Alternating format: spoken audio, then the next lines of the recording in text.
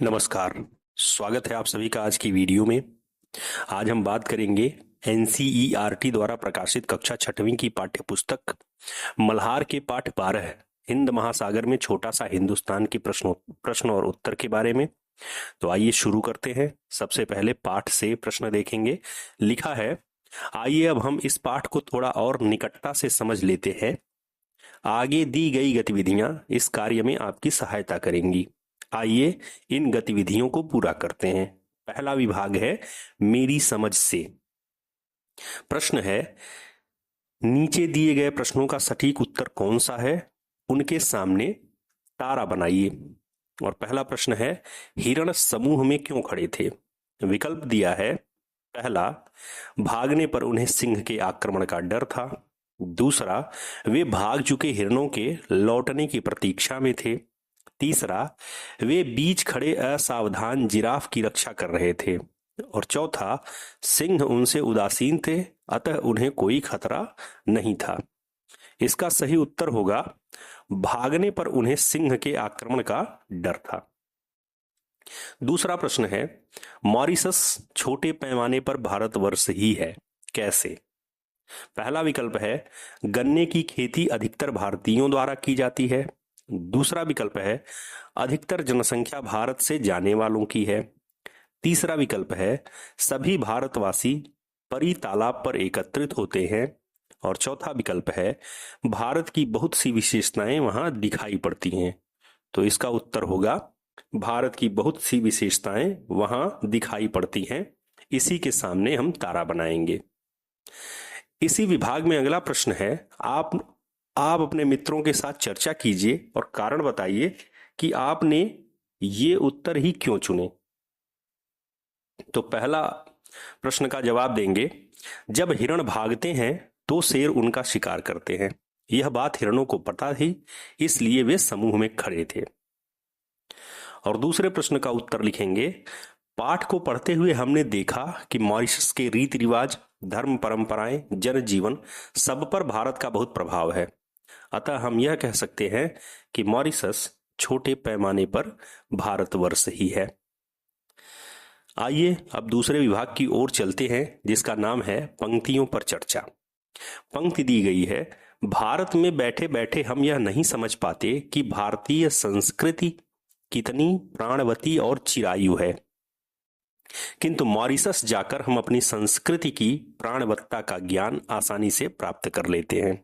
इसका उत्तर हम लिखेंगे, लेखक रामधारी सिंह दिनकर ने बताया कि मॉरिशस में भारतीय संस्कृति अत्यधिक प्रभावी है। वहां के लोग भारतीय रीति रिवाजों और परंपराओं का पूरी तन्मयता से पालन करते हैं। मॉरिशस को देखकर हमें भारतीय संस्कृति की प्रभाव का पता चलता है। साथ ही यह भी पता चलता है कि यह हजारों वर्षों से चली आ रही है और ऐसे ही आगे चलती रहेगी। चलिए अब अगले विभाग में चलते हैं, जिसका नाम है सोच विचार के लिए। लिखा है, इस यात्रा वृत्तांत को एक बार फिर से पढ़िए और निम्नलिखित के बारे में पता लगाकर अपनी लेखन पुस्तिका में लिखिए। पहला प्रश्न है, नैरोबी का नेशनल पार्क चिड़ियाघर नहीं है। नेशनल पार्क और चिड़ियाघर में क्या अंतर है? तो इसका उत्तर लिखेंगे, नेशनल पार्क शहर से बाहर बहुत बड़े जंगल में होता है। नेशनल पार्क में जीव जंतुओं को पिंजरे में बंद करके नहीं रखा जाता है, वे अपने समूह में स्वतंत्र विचरण करते हैं, जबकि चिड़ियाघर में पशु पक्षी एक सीमित क्षेत्र में रहते हैं। इनके लिए कुछ निर्धारित स्थान निवास के लिए बनाए जाते हैं, जो कि एक सीमित दायरा होता है। दूसरी पंक्ति है, हम लोग पेड़ पौधों और खरपात से भी बदतर समझे गए। वे कौन थे जिन्होंने लेखक और अन्य लोगों को पेड़ पौधों और खरपात से भी बदतर समझ लिया था, और उन्होंने ऐसा क्यों समझ लिया था? उत्तर लिखेंगे, यह बात शेरों के झुंड के लिए कही गई है, जिन्होंने लेखक तथा अन्य पर्यटकों को पेड़ पौधों और खरपात से भी बदतर समझा था। क्योंकि इस नेशनल पार्क में हमेशा पर्यटकों का जमावड़ा लगा रहता था, इसलिए धीरे धीरे शेरों के व्यवहार में परिवर्तन हो गया। अब वे पर्यटकों पर ध्यान नहीं देते थे। तीसरी पंक्ति है, मॉरिशस की असली ताकत भारतीय लोग ही हैं। पाठ में इस कथन के समर्थन में कौन सा तर्क दिया गया है? तो इसका उत्तर लिखेंगे, मॉरिशस वह देश है जहां की जनसंख्या के 67% लोग भारतीय खानदान के हैं, जहां 53% लोग हिंदू ही हैं। मॉरिशस में ऊख की खेती होती है तथा चीनी का व्यापार सफलतापूर्वक स्थापित हुआ है। इसके कारण भी भारतीय हैं। इसलिए हम कह सकते हैं कि मॉरिशस की असली ताकत भारतीय लोग ही हैं। चौथी पंक्ति है, उस द्वीप को उन्होंने छोटा सा हिंदुस्तान बना डाला। भारत से गए लोगों ने मॉरिशस को हिंदुस्तान जैसा कैसे बना दिया? तो इसका उत्तर लिखेंगे, जो लोग भारतीयों को मॉरिशस ले गए थे वे चाहते थे कि भारतीय लोग क्रिस्तान हो जाएं, किंतु भारतीयों ने अत्याचार तो सहे, लालच को ठोकर तो मार दी, पर अपने धर्म पर डटे रहे और जिस द्वीप में उन्हें भगवान ने भेज दिया था उस द्वीप को उन्होंने छोटा सा हिंदुस्तान बना डाला।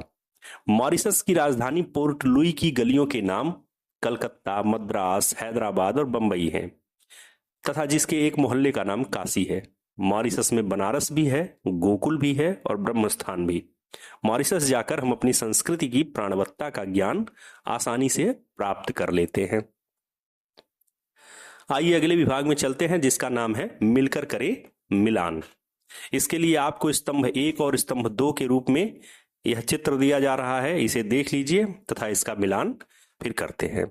आइए देखते हैं इसका मिलान कैसे होगा। इसका मिलान स्तंभ आपके सामने है और उनके सामने सही मिलान लिखा हुआ है। आइए अब आगे बढ़ते हैं अगले विभाग में जिसका नाम है यात्रा वृत्तांत की रचना। लिखा है, इतने में कोई मील भर की दूरी पर हिरणों का एक झुंड दिखाई पड़ा। अब 2 जवान सिंह उठे और 2 ओर को चल दिए। एक तो थोड़ा सा आगे बढ़कर एक जगह बैठ गया, लेकिन दूसरा घास के बीच में छिपता हुआ मोर्चे पर आगे बढ़ने लगा। इन वाक्यों को पढ़कर ऐसा लगता है मानो हम लेखक की आंखों से स्वयं वह दृश्य देख रहे हैं, मानो हम स्वयं भी उस स्थान की यात्रा कर रहे हैं जहां का वर्णन लेखक ने किया है। यह इस यात्रा वृत्तांत की एक महत्वपूर्ण विशेषता है। यदि आप इस यात्रा वृत्तांत को थोड़ा और ध्यान से पढ़ेंगे तो आपको और भी बहुत सी विशेषताएं पता चलेंगी। तो इस यात्रा वृत्तांत की और कौन कौन सी विशेषताएं हैं लिखिए। तो उत्तर में हम लिखेंगे, इस यात्रा वृत्तांत की निम्नलिखित विशेषताएं हैं। यात्रा वृत्तांत यात्रा के दौरान देखे सुने गए अनुभवों का सच्चा विवरण होता है। इसमें यात्री की भावनाएं, खोज और अनुभवों की झलक मिलती है। यात्रा वृत्तांत में यात्री के अनुभवों का वर्णन भूतकाल एवं प्रथम पुरुष में होता है। यात्रा वृत्तांत में यात्री के अनुभव के साथ साथ यात्रा के दौरान देखे गए स्थलों, वस्तुओं, प्राकृतिक घटनाओं और लोगों से जुड़ी यादों का रचनात्मक इस्तेमाल किया जाता है। यात्रा वृत्तांत में यात्री के अनुभवों के साथ साथ उस क्षेत्र की परंपराओं, वेशभूषा और खाद्य पदार्थों की भी विविधता का वर्णन होता है। आइए अब चलते हैं अगले विभाग में जिसका नाम है अनुमान या कल्पना से। लिखा है, अपने समूह में मिलकर चर्चा कीजिए। पहला है क, मॉरिशस वह देश है जहां बनारस भी है, गोकुल भी है और ब्रह्मस्थान भी है। प्रश्न है, मॉरिशस के लोगों ने गली मोहल्लों के नाम इस तरह के क्यों रखे होंगे? तो आप उत्तर लिखेंगे, मॉरिशस के लोगों ने गली मोहल्लों के नाम इस तरह के इसलिए रखे होंगे क्योंकि भारतीयों के लिए ये अत्यधिक महत्वपूर्ण तीर्थ स्थान है।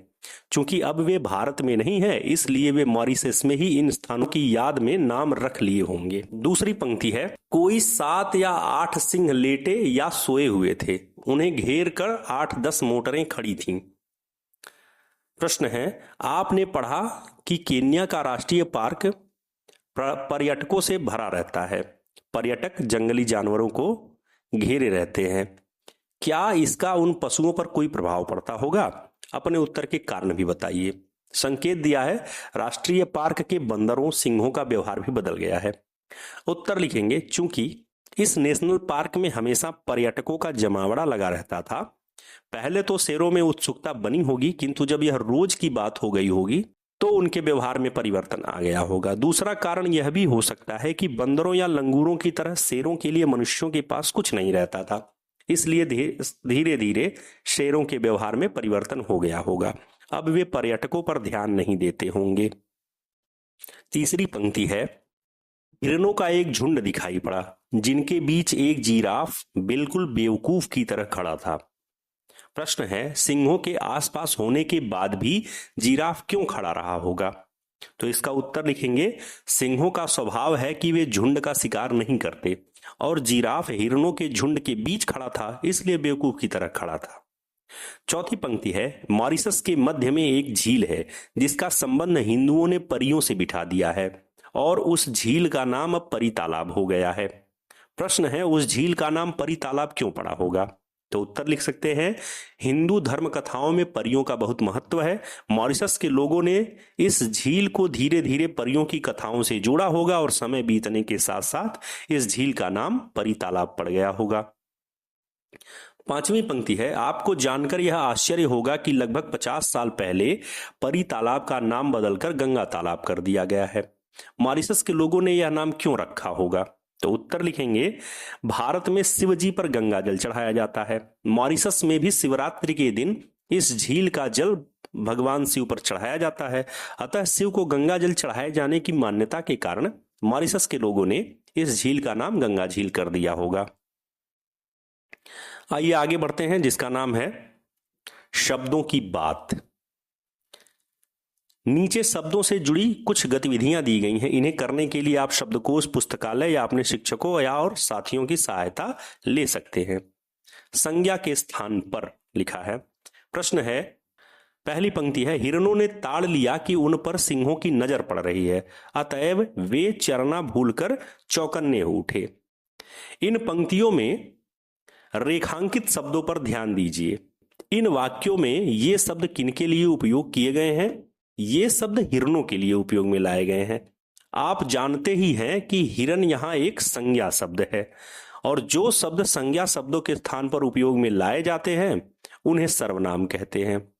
अब नीचे दिए गए वाक्यों में सर्वनाम शब्दों को पहचानिए और उनके नीचे रेखा खींचिए। पहली पंक्ति है, हाँ बच्चे हाफ पैंट पहन सकते हैं लेकिन गांधी टोपी उस दिन उन्हें, यह सर्वनाम है, भी पहननी पड़ती है। दूसरी पंक्ति है, भारतीयों ने अत्याचार तो सहे लेकिन प्रलोभनों को ठुकरा दिया।